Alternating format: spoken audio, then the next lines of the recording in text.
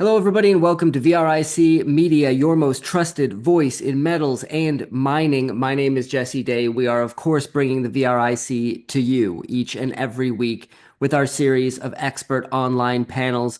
We have another great one lined up for you today. We've got Leigh Goehring and Adam Rozencwajg of Goehring and Rozencwajg, an investment firm dedicated to researching and investing in the natural resource industry. They have 46 years of combined experience, which we will be drawing on today to discuss the commodities markets. We're going to talk about gold, silver, uranium, and more. Gentlemen, it is great to have you back on the program. Yes, Jesse, and thanks very much for having us back. I think over the years, I think this must be like the fourth time we've appeared on your podcast, so it's something we really enjoy very much doing. Yeah, happy Thank to be you. here and happy to continue the conversation. Yes, definitely. Well, let's kick things off with the gold market because you've mentioned in your research that commodities bull markets often begin with a monetary regime change.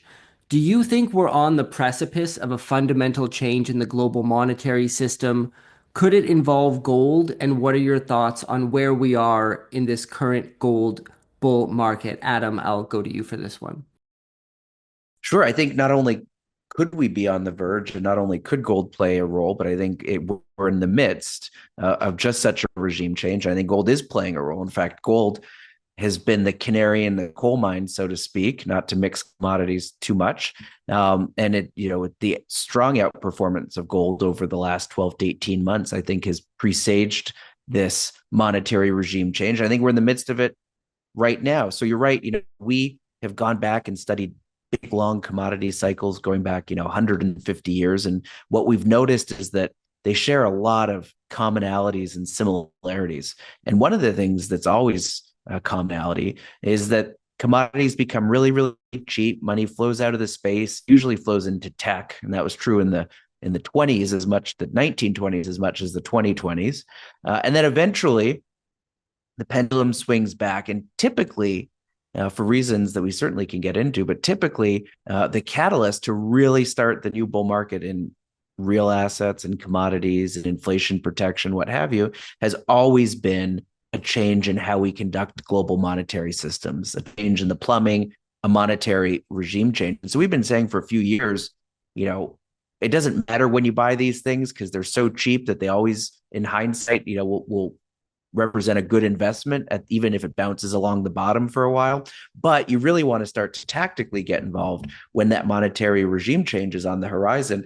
And as recently as 2023, we would have thought it was coming from some of these BRICS countries like Brazil, Russia, India, China, and then all of their bluster and talk about starting an alternative currency to the US dollar to settle trade and things like that. And we were watching that space very, very closely to see if it was seemed like it was starting to get some traction. But now, particularly since November, and certainly since the beginning of this year, I think that the change in the monetary regime is going to actually come from the US itself. It's going to be a re-dollarization, not a de-dollarization. And, people like the Treasury Secretary and the chairman of the Council of Economic Advisors have all been, talking fairly explicitly about how the current system is unsustainable and we need something new. And I think that's exactly what we're seeing. So I think the one area where, we didn't maybe fully articulate, maybe even didn't think it through enough ourselves. I don't think it'll matter in retrospect. We spent all this time talking about monetary systems and monetary regimes.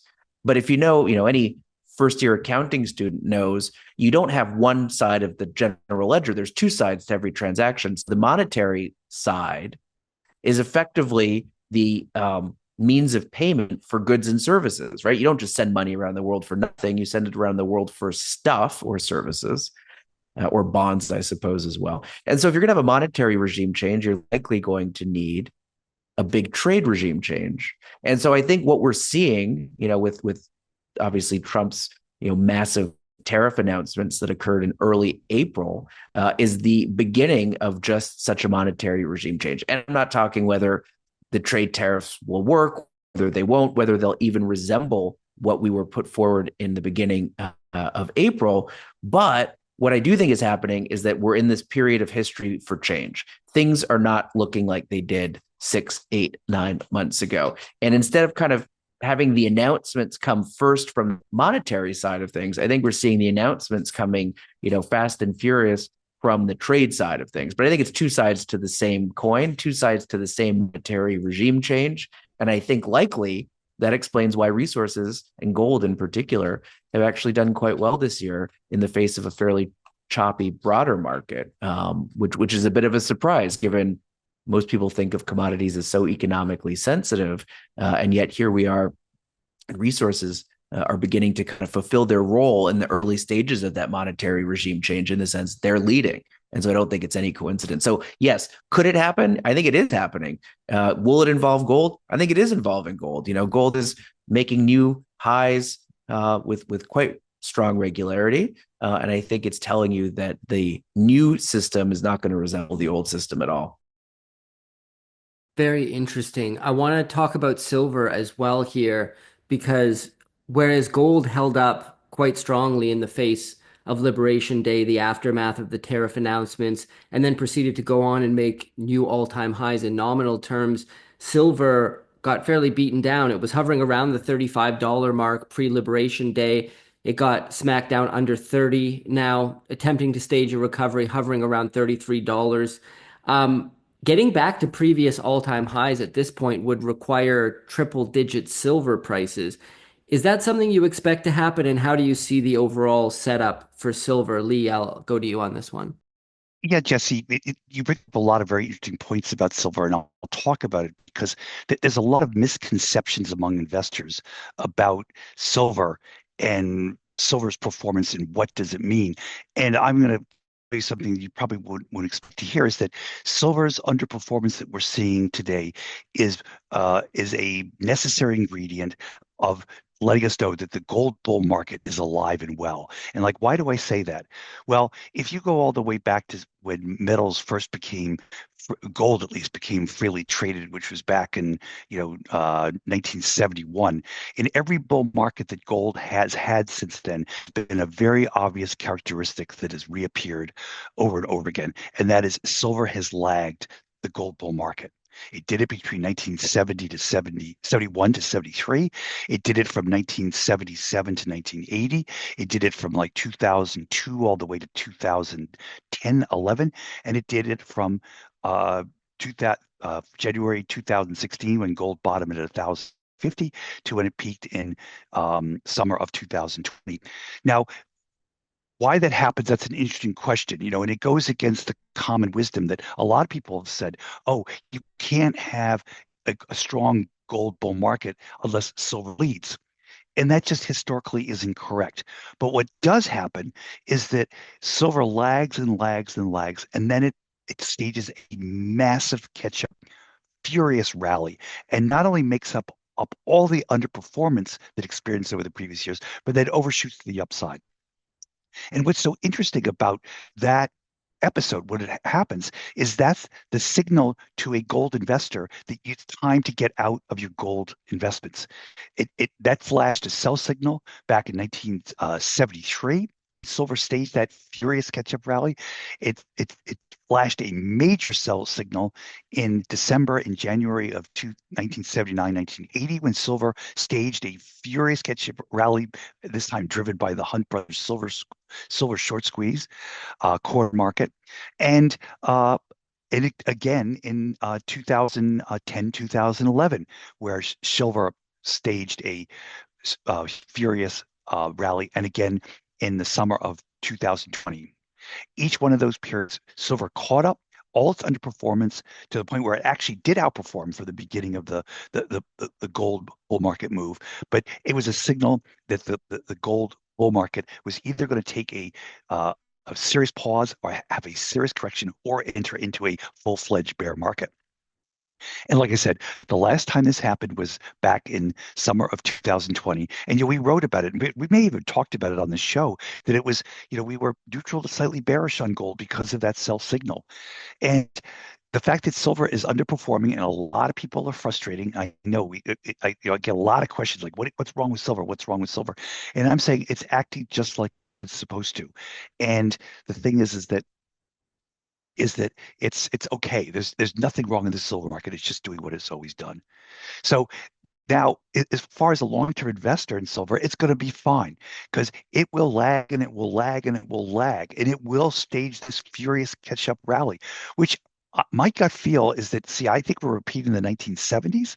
My gut feel is that somebody's going to try to come in and corner the silver market, just like the Hunt brothers did back in the end of 1979. And we've already, it's interesting, the Reddit crowd tried to squeeze the silver market back in was it January of 2021? Following the big rumor that JP Morgan has this multi-billion ounce short position in silver, and that that it's a position that was ripe to be squeezed, just like you squeeze GameStop and AMC theaters and things like that. And of course, we never believed that theory that JP Morgan was short that silver, and we had great confidence that short squeeze is going to fail. But it's in people's DNA to try to squeeze the silver market. And when this bull market in gold is over, I'm convinced that somebody's going to try to corner the silver market, just the Hunt brothers did back in 1979 and in 1980. And you're right. When that catch-up rally happens, that's when you return to, like, the gold silver ratio now, silver to gold ratio is like over 100. I wouldn't be surprised. It's kind of interesting here.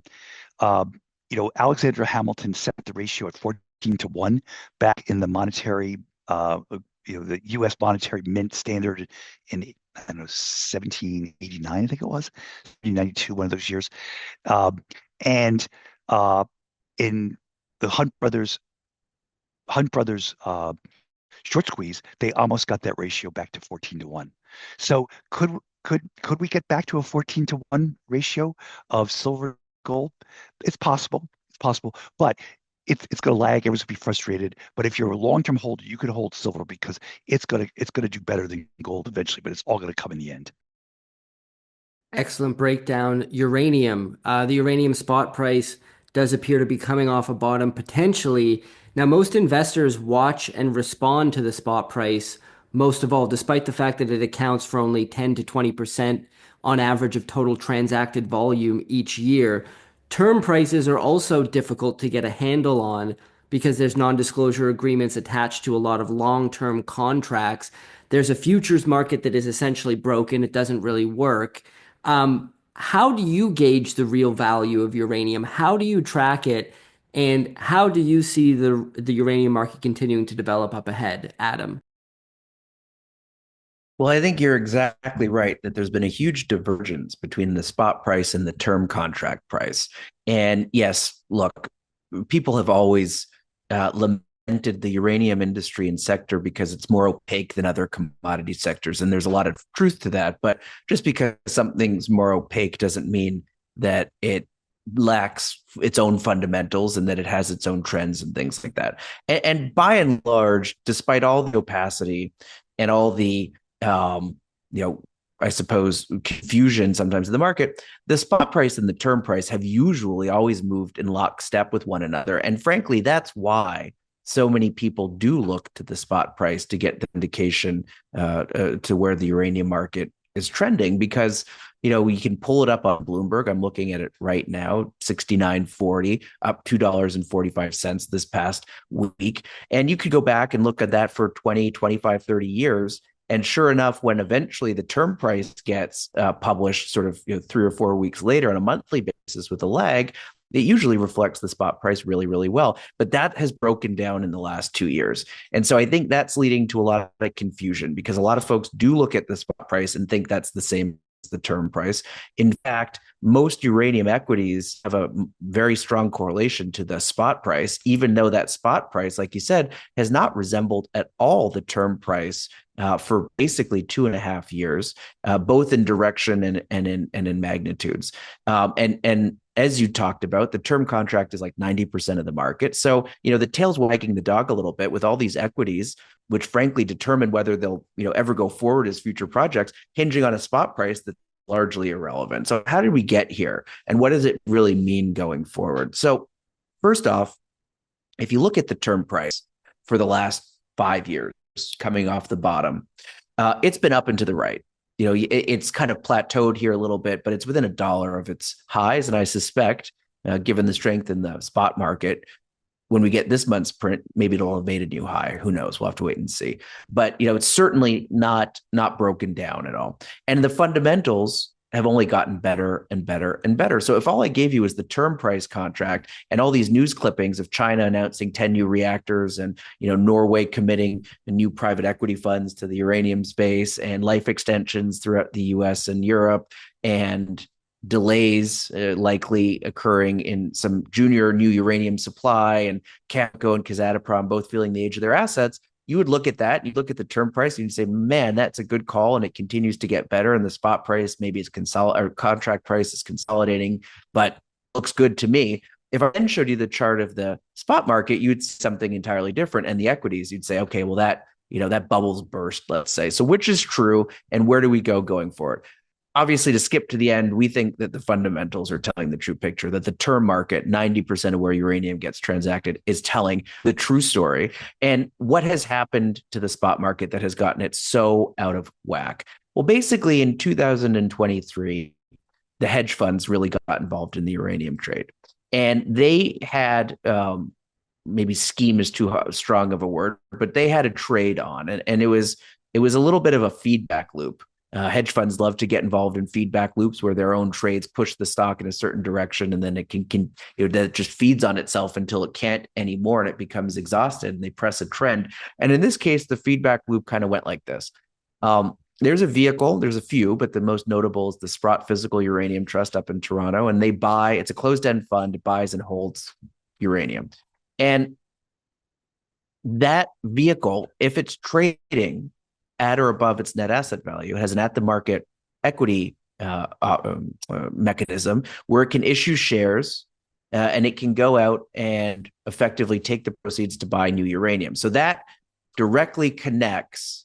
Not only should the value of that vehicle reflect the spot price of uranium, because that's what derives the net asset value, but bullishness into the Sprott Physical can actually have an impact on the spot market, because if you get a lot of interest into that vehicle, it trades at a premium, it goes out and it buys spot material and immobilizes it, puts it in a warehouse. And that happened throughout 2023. And so what these hedge funds started to do is they started to buy a lot of the speculative junior uranium names. And then they would start to buy the Sprott Physical. They would bid it up to a premium against its NAV. It would issue new shares. It would use the proceeds to buy spot uranium. That would in turn drive the spot price higher. And that would make their junior companies rally. And because they were junior and speculative, they would rally with a beta of, high beta. And they would make more money, on that side of the trade than they were bulling up the Sprott Physical. And then the whole thing worked quite nicely. And that attracted a lot of money into it. You could see it into different, shares of the different uranium stock ETFs, what have you. And that culminated at the end of 2023 with a lot of prominent hedge fund managers, out on the tape talking about how they were sort of new uranium, or not new. They made it sound like they were legacy uranium experts, having studied the space for years and years and years. Nothing could have been further from the truth. So in 2024, that started to unwind. All that money came rushing back out. And at its peak, the spot price of uranium was trading at like a 30% premium to the term price, really big. If you go back and chart those two, the term and the spot price, you never got deviation like that. And that started to work in reverse beginning in 2024. And by the mid part of 2024, you could see, or sort of third quarter, you could see the spot price and the term price converge again, as a really back of the envelope kind of calculation. You could say, okay, fine, I guess a lot of that hot money is maybe back out, kind of it's at neutral. But then it didn't stop there. The hedge funds then continued to press that trade and eventually accumulated massive short positions across a lot of uranium juniors, to the point that today, some of the Australian uranium companies in particular are amongst the most shorted companies on the Australian Stock Exchange. So, they've gone a complete 180 from being, massively long and kind of, using the Sprott to bull up the equities. And now they've sort of reversed that trade. And the Sprott Physical, it no longer trades at a premium. It trades at a discount. So they're largely shut out of issuing new shares and using it to buy spot material. And in fact, now a rumor's developed in the other direction saying that, look, if Sprott can't get up to NAV again, maybe they never will. Maybe, maybe this is the new normal. And if they can't get back up to NAV, they won't be able to issue new equity. And if they don't do that, they won't have any money to pay their warehousing fees and pay their own salaries and things like that. And then, is there a worry that some of that immobilized material that they have it could come back into the market? And so that's been sort of the persistent fear and rumor now. I think that's really an overblown concern, just given how tight the spot physical market really is. But that's the concern that's out there. That's caused the hedge funds to now be, largely short a lot of these names, and I suspect that will end in pain as you get move higher, because the fundamentals remain really good. If the fundamentals were bad, if they were neutral, yeah, you could press whatever trade you want. But to put on exposure like that in the face of really, really strong and improving fundamentals, I think is probably a pretty dangerous strategy. Yeah, Jesse, I just want to add one little piece of color on that whole thing. Back in January of 2024, where spot peaked at about 106, the term price at the time was about $70 per pound. So there's a huge difference between the two prices. And of course, since then, the spot price has gone from 106, and I think it bottomed at like 64 about 2 weeks ago. And during the same time that the term price crept up from 70 to 80. So which is the right price? Which is reflective of the true underlying health of the global uranium market? And I think it's interesting, since that $106 price was reached back in January of 2024, there has been an unbelievable number of positive announcements that happened in the entire nuclear power generation uranium space.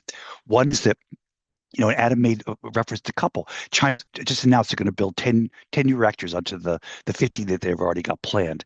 That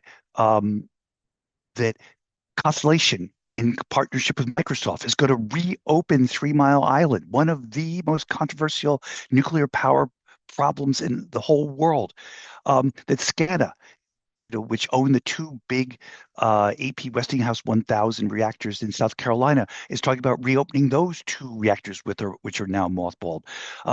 There's been a huge number of positive announcements, including the fact that these data center companies realize that their future is they need reliable, cheap power, and the way to do it is through small modular reactors, which of course we're beginning to understand that we're on the verge of a huge technological revolution.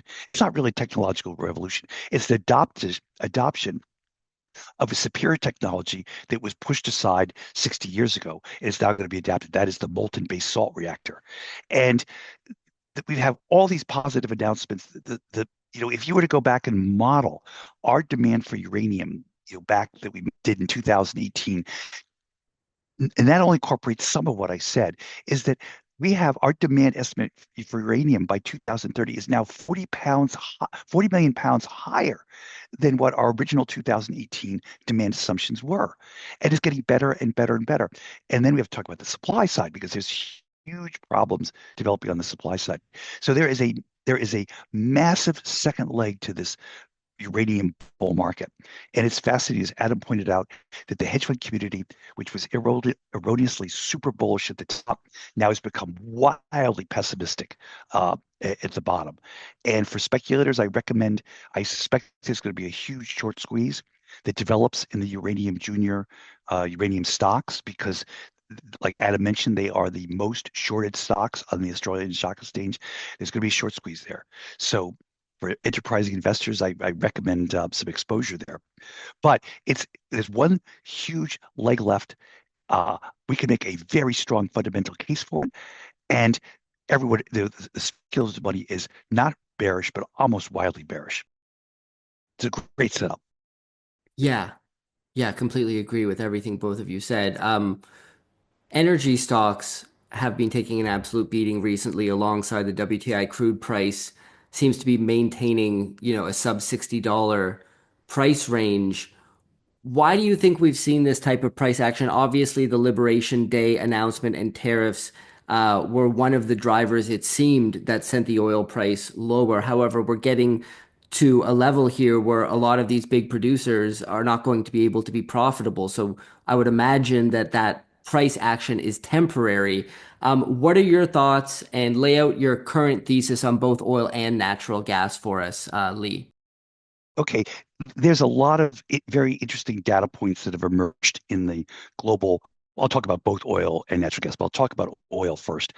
And uh, that convince us that the bear market in oil prices has finally come. And we admit we've been early.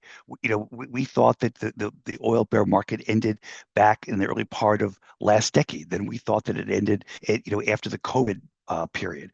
And the bear market keeps dragging on and on and on, which often happens with bear markets. But we believe that today, right today, is the bottom. And there's a couple interesting data points that emerge that sort of confirm that. What is that? Oil. We like to look at how oil is priced relative to gold. It's a method by which you can get a rough idea of how cheap is oil, and based upon that ratio today, oil is has only had one reading ever that's been higher than today's reading. An ounce of gold today buys 58 barrels of oil. We have this data series going back all the way to 1858, where we can actually see what is the ratio, how many ounces, how many barrels of oil does an ounce of gold buy going back that far. And it's very, very seldom that you ever get the ratio above 30. That is an ounce of gold by 30 barrels of oil. It's there has only been three observations ever with the ratio above 40. We almost hit it back in the beginning part of 1933, and the ratio hit 39. That was right at the bottom of the Great Depression. Um, the second time was back in January of 2016 when the ratio hit 47, which coincided with the very ending of the OPEC price, Saudi-led OPEC price market share war that the Saudis started in 2014. The COVID crisis, where oil prices actually went negative. If you use Brent prices, the ratio actually hit 80. So that's the all-time ever high. And today we sit at 58. So it is the second highest, cheapest reading that we've ever had of oil relative to gold. And we believe it's telling you that the oil bear market is very close to being an end. And I should point out, this is just the opposite where we were back in the early 2000s. Back then it was gold that was ridiculously cheap. In fact, and there was a reason for it. Oil is cheap today because we've all adopted the narrative that global oil demand will never grow again because of EVs. Supply is going to grow, and it's just good. Oil market's going to be structurally imbalanced forever. Back then, the asset class that everyone hated was gold. Why? Because all the European banks were tripping over themselves who could sell their gold first, to the point where gold was radically undervalued. In fact, there were multiple times between 2000 and 2004 where an ounce of gold only bought 6 barrels of oil. Now, it turns out, if you go back, what should you have owned back in any one of those periods between 2000 and 2004? Say the average gold price was 350, it's up tenfold. What is the oil price? It's up, twofold, things like that. So gold is the place to be. I'm going to make the case, I'm bullish on gold. Adam talked about all the bullish fundamentals, but I'm going to make the case that oil is going to radically outperform gold. They're both going to go up, but oil will outperform gold between now and 2030. Now that's the valuation story. The underlying fundamental story is this. On the supply side, we are radically overestimating what's going to happen to non-OPEC oil supply between now and 2030. The IEA says that non-OPEC oil supply is going to grow by 10 million barrels between now and then. And we believe, based upon our modeling, that non-OPEC oil supply growth is going to could very well go to zero multiple times between now and 2030. And remember, why is that important? Because the biggest competitor to OPEC oil is non-OPEC oil. And when the supply of non-OPEC oil slows, OPEC gets pricing power and market share and pricing power. And we believe that is about to happen. This has happened before in our collective investment lifetime. This whole process started back 2023, which was again a period of maximum bearishness on global oil markets. And what happened was is that between 2023 and 2028, non-OPEC oil supply radically disappointed, and demand grew because of China. OPEC gained market share, and oil prices went from $25 a barrel to $145 a barrel. And the same thing is going to happen now. You know, that rapid slowing of non-OPEC oil supply in 2020, 2003 to 2008 occurred because of the rollover of the North Sea and the rollover of the Canterville field in Mexico, which no one predicted, except I like to say I did because I was in Barron talking about this back in January of 2004. And the same thing is now going to happen with the U.S. shales. Back then, 65% of all non-OPEC oil supply growth between 95 and 2003 came from the North Sea and the Cantarell field in Mexico. Today, between 2010 and today, 90% of all non-OPEC oil supplies come from the U.S. shales. And the U.S. shales are going to do just what the North Sea did. They are plateauing right now, and they are on the verge of rolling over. So we're going to get huge disappointments in non-OPEC oil supply growth starting right today. And don't believe the IEA, which everyone follows, says that total oil demand between now and 2030 is not going to grow, is only going to grow by 1.5 million barrels a day, not 1.5 million barrels per day per year, 1.5 million barrels per day total, which is absolutely ridiculous. And we believe that demand is going to surprise the upside, which it did last year again and the year before versus expectations, and that demand growth is going to be pretty good as you slow down non-OPEC oil supply. OPEC is going to get pricing power. And I think it's really interesting. There's all this talk on Bloomberg on Sunday that OPEC was going to increase production by 400,000 barrels. This was going to be the start of a new market share war. You're going to punish the OPEC plus providers that are cheating, all this type of thing. And oil finished down 50 cents. And I think that the bottom has been reached. Oil is cheap. You have a fundamental story that is switched tremendously, and no one is even bothering to look at it. Like, for example, ask anyone, have the U.S. Oil shales stopped growing? And everyone said, oh, no, they're going to grow 1.5 million barrels per year. But if anyone ever went to the EIA website and checked out how they have the monthly production numbers from all the tight oil shale plays in the U.S., you'll see that it's on a year-over-year basis. It's basically gone to zero. But no one has bothered to do that. So it's going to take everyone by surprise. So I think oil is going to, we're still bullish on gold, but I think oil is going to do better than gold only because that it's so cheap relative to gold. And I think oil investment is going to be great. Natural gas is same underlying fundamental story. 100%, well over 100% of all natural gas supply growth in the U.S. since 2010 has come from the U.S. gas shales. And every one of those shales, except for associated gas out of the Permian, all the shales have now either rolled over or plateauing right now as we speak.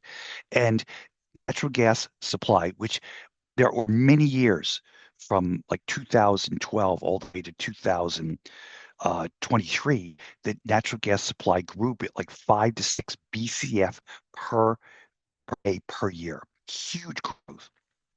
And it was that growth that allowed the U.S. to go from an LNG importer to an LNG exporter. In fact, we're now the world's largest LNG exporter by a factor of 30%. And we're going to add even more LNG export capacity this year. We could do that because we had six BCF per day per year growth. We have zero now.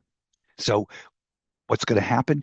We're going to wind up drawing down inventories to the point where traders are going to worry about being able to keep storage filled in the winter or drawing it too down the far in the summer, and we're going to converge with the U.S. The global natural gas price, which today is about $11.50, and here we are in the U.S. at $3.50. So we believe that trade is coming this year. And it's interesting. We've been early on this trade. We've been talking about it forever. And the bears will say, "Oh, Goehring and Rozencwajg doesn't know what they're talking about. Supply is growing. They missed the whole thing." No, bears have lucked out. Why have bears lucked out? They would admit this.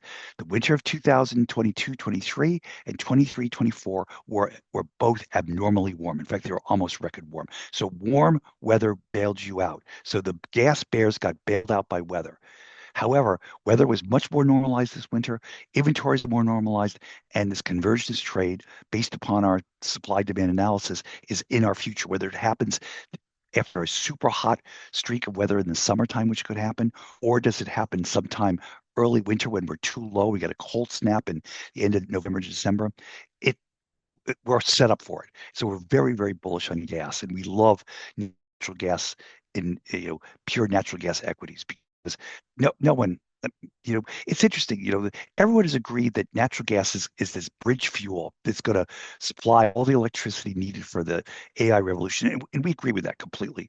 However, everyone says, hedge funds are going out and buying pipelines. Hedge funds are going out and buying combined cycle plants. Private equity firms are getting in the electricity generating business. When is somebody going to wake up and say, I'm buying the molecule in the ground? I'm going to take Range Resources private. That's coming. And we're so far away from that. People are now interested in investing in the asset class that's going to get hurt tremendously by the scenario I just outlined. They're going to be short gas and they're going to have to buy it. Instead of going upstream and buying the gas itself, you want to own the molecule. If our scenario is correct, we have great faith that it is. So I'm bullish on gas. I'm bullish on oil, bullish on gas. The gas trade could happen. It's a function of weather again, but it could happen in the next 6 months. So it's short term. Well, let's end with discussing some other commodities that you're both researching at the moment that you think present a potential opportunity up ahead. I know you cover a lot of things, so maybe one or two that are top of mind at the moment. Adam. Sure. And Leigh can jump in here as well, because I know he'll have a few thoughts on the matter. But, one area that we've become quite excited about has been the platinum group metals markets. And, in a lot of ways, the PGMs fit all of our requirements for markets we like to get involved with. So what do I mean by that? Well, we love areas that have been completely left for dead, starved for capital, are cheap on a relative basis, or cheap on an absolute basis, meaning the industry can't really sustain itself at the current commodity prices, and the fundamentals are about to shift. So let's talk about PGMs and how it really meets all of those criteria. Platinum today, I just pulled it up on my Bloomberg. Platinum's trading at a rich price of $990 per ounce compared to gold with a 3,500 handle on it. And historically, the price of platinum has traded at times at a discount of less than $100. At times it's popped above it at a small premium. So platinum prices are lagging dramatically below gold prices, which is highly, highly unusual on a long-term basis.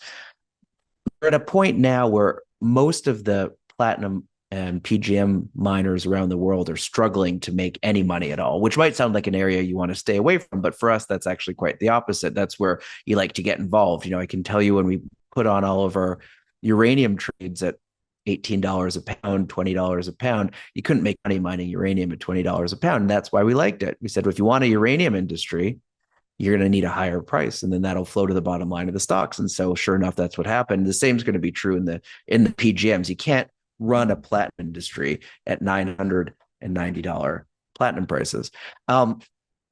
Investors have certainly left it for dead. I mean, when's the last time you heard anyone talk about, owning a South African platinum deposit? And certainly there's some country risk there and geopolitical risk. South Africa is not the same as owning assets in West Africa, but there's a lot of uncertainty still in the country, a lot of problems in the country.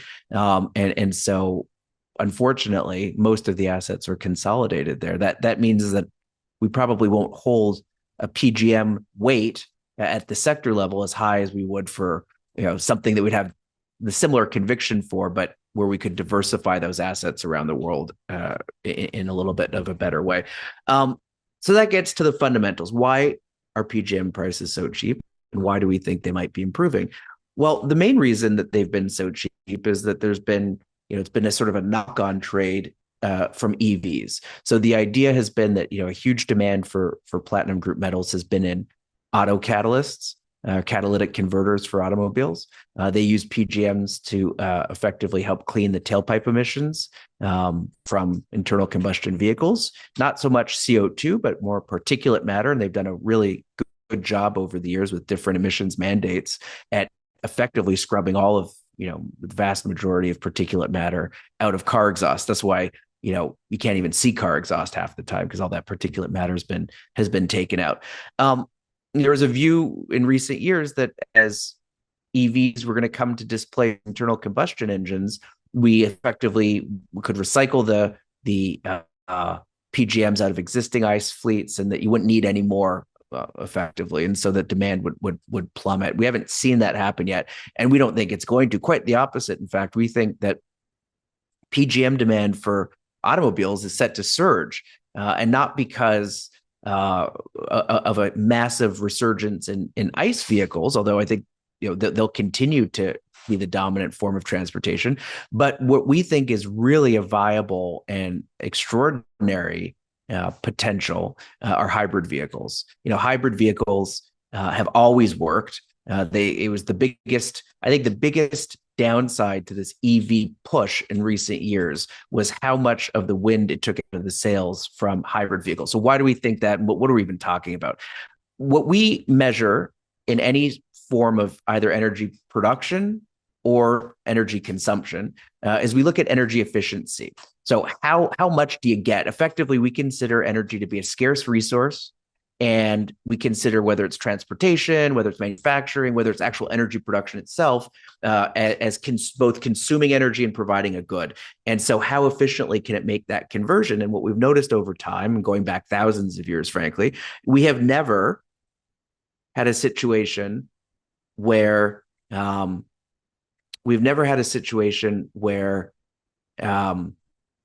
a new form of technology has displaced an old form of technology with inferior efficiencies, inferior energetics.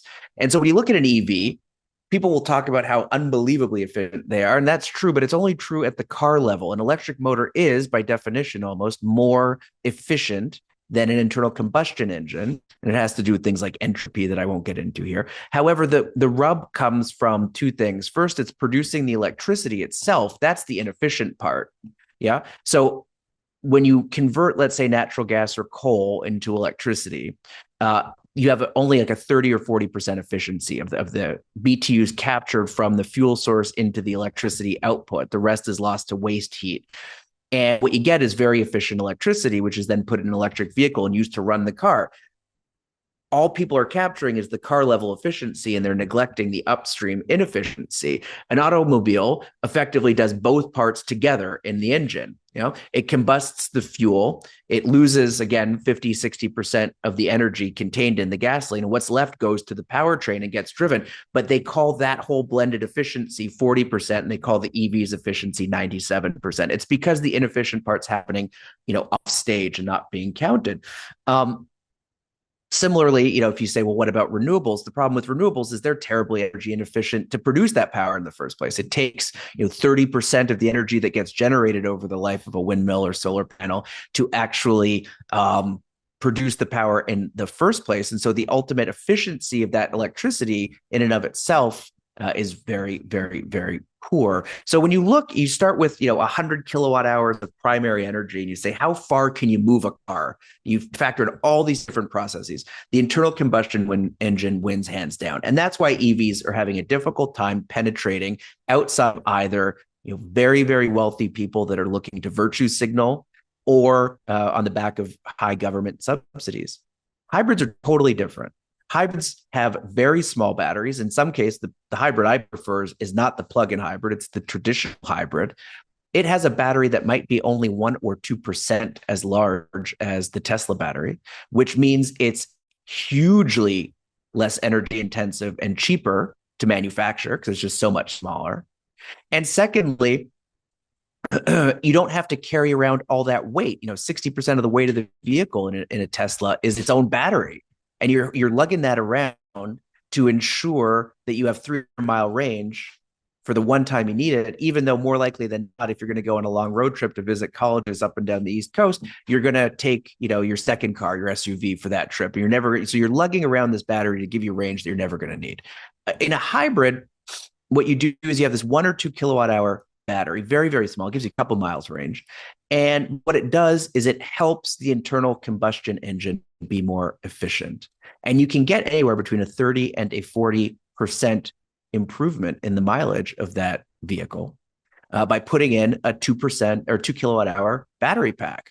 And it's light and it's cheap to manufacture, both in energy terms and in dollar terms. So the hybrid wins hands down. And we've always said that. We've always said, the whole world should move to hybrids. Now, hybrids do consume PGMs. In fact, the hybrid has more PGMs than a traditional internal combustion engine for a whole variety of technical reasons, but the loadings are higher.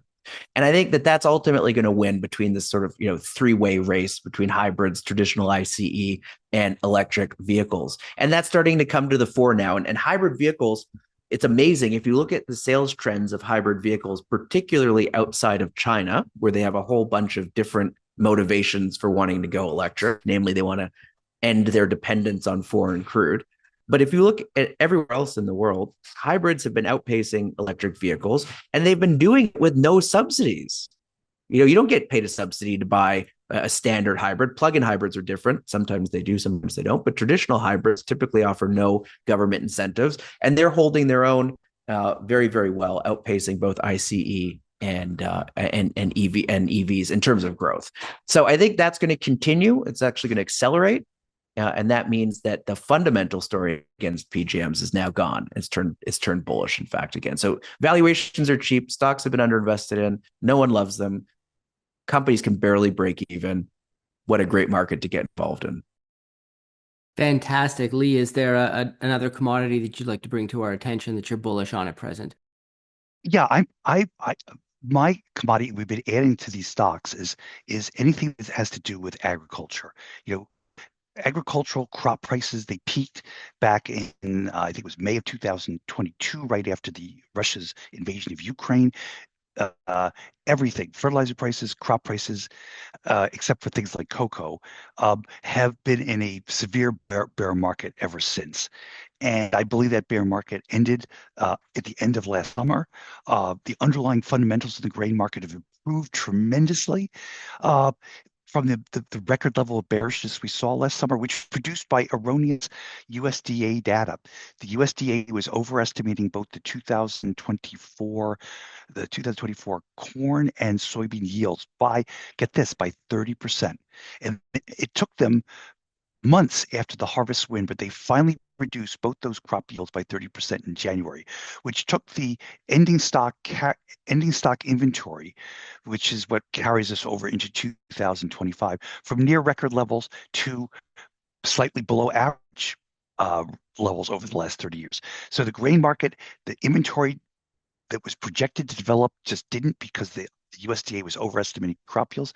And we've started the 2025 North Hemisphere crop growing season in very, very dry conditions, very similar to what we started last year's crop growing season with.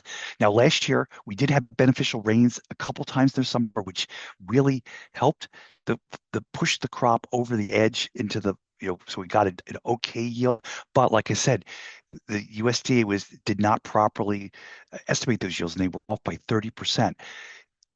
If we don't get those rains this year, we're starting off very dry like we did last year. And even the general weather forecast, like go to AccuWeather, which they're good. If you want your best generic private weather forecasting firm, I think no one does it better than AccuWeather. And they're calling for a drought conditions this summer and a very hot summer. So the thing is that we're set up for a huge bull market in grains. The fertilizer stocks all fell almost 70% from their May 2022 peaks. They're cheap, and fertilizer prices have already started to tick up, as well as grain prices. So I think this is going to be a huge bull market at which no one has any exposure. So I recommend stocks like Nutrien is just the simplest one. It's super high quality, and it will be a great participant in this upcoming bull market I foresee. Yes, absolutely agree with you there too. And nobody's talking about these fertilizer stocks. It's the conversation isn't out there. You go on Twitter, you've got your uranium Twitter, you've got even coal Twitter, you've got even oil tankers people are talking about. It's crickets on even these big fertilizer stocks, Mosaic Nutrient, etc. So definitely concur with you there. Well, gentlemen, this has been a fantastic conversation packed with insights as always. Leigh, could you tell us about Goehring and Rosenzweig, both the research you do and the investments you do as well? Yes. Obviously, Jesse, Goehring and Rosenzweig is a firm that I set up with Adam back at the very beginnings of 2016, as a firm that was dedicated to researching and investing in global commodity and natural resource markets. We are very, very well known for our research, but I should point out to people that's not what we really do. We're investors. We're an SEC registered firm. We have the Goehring and Rosenzweig Resources Fund, which is a 1940s Act mutual fund, which is available to the public. We have a UCITS, which is the equivalent of a mutual fund for all international investors, and we manage multiple separate accounts for large endowments and sovereign wealth funds. So it's what we really do is, and we're investors, and we have a very distinctive investment style. It's we're deep value investors, and we find the best time to find value in any natural resource market. Commodity market is when that commodity is priced, is depressed. Investors are pessimistic. It's the commodities often in a grinding, huge bear market. Everyone is given up, and that's at that point we like to roll up our sleeves and do a huge amount of research on that market, try to identify turning points that other people are missing, and then buying the equities that are in that space, which are trading at absolutely ridiculous, often only in retrospect, multiples, and where you get your tremendous value. So Adam talked about the PGMs. There is no market that better fits everything we do than the PGM space today. And the platinum group metal stocks are at rock bottom valuations. No one likes them. They're down 80% off their highs reached 3 and 4 years ago, and they represent huge value. And you have a very positive story. There's Adam very well outlined. So it's an explanation of what we do. It's something investment process that we've been able to repeat over and over again for the last 35 years, and it's produced stupendous results for our investors. So that's what we do. And for those that like to access our research, just go onto our website, www.gorosen.com. All our research there, you can download it for free. It's all available to you. Yeah, some of the best research out there. I'll put a link in the description below to the Goehring and Rosenzweig website so people can check that out. Thank you once again for coming on the show. It's been a real blast. Okay, very good, Jesse. Thank you so much for having us. We really both enjoy it. Thank you.